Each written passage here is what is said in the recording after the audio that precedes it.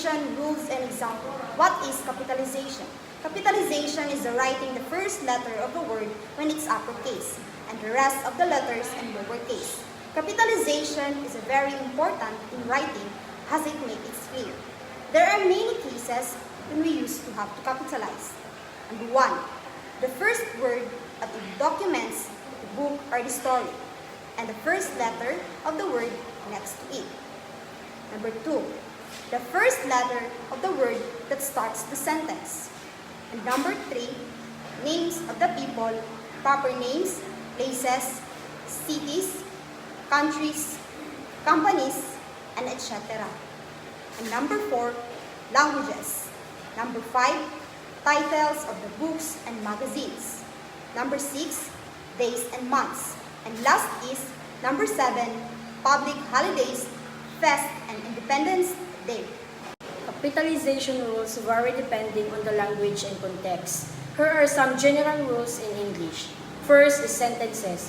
The first letter of a sentence should be capitalized. Second is proper nouns. Proper nouns, which are specific names of people, places, organizations, or things, should be capitalized. Examples: Jan, Singapore, United Nations, and Eiffel Tower. Days of the week and months. Days of the week and months of the year are capitalized. Example: Monday, Tuesday, January, February. Titles of books, movies, songs, and articles are capitalized. Examples: The Great Gatsby, Avengers Endgame, Bohemian Rhapsody. Abbreviations. Some abbreviations are capitalized. Examples: USA, NATO, UNESCO. Acronyms. Acronyms are usually capitalized. Examples: NASA, FBI, AIDS. There are just a few general rules. There are many exemptions and specific cases to consider. For more detailed information, you can refer to Style Guide or a grammar textbook. Punctuations refers to the system of standardized marks or signs used in writing to clarify meaning and separate structural units within text. It indicates how a piece of written text should be read, including these sentences and purposes, figures, and how different elements relate to one another. Punctuation is essential for organizing thoughts and ensuring clear communication in writing. Punctuation marks include symbols such as periods, commas, question marks, exclamation points, colons, semicolons, dashes, parentheses, brackets, apostrophes, quotation marks, ellipses, and slashes. Each mark serves specific functions that contribute to the overall clarity and flow of written language. Number 1, full stop. We use full stop at the end of the sentence. For example, she was very sick. We use full stop with abbreviations. Number 2, apostrophe. We use apostrophe to show possession. For example, my brother's car is red. Capitalization in letter refers to the practice of writing a word with its first letter as a capital letter, uppercase, and the remaining letters in lowercase.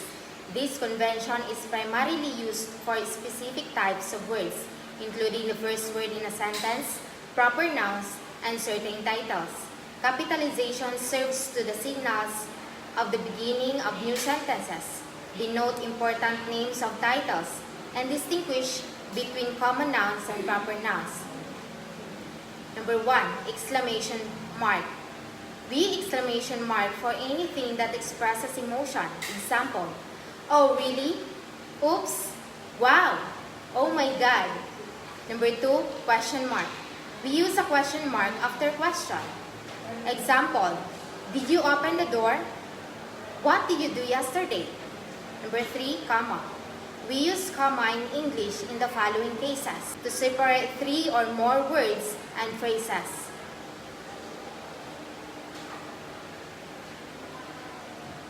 Example: my favorite school subjects are physics, Arabic, and English.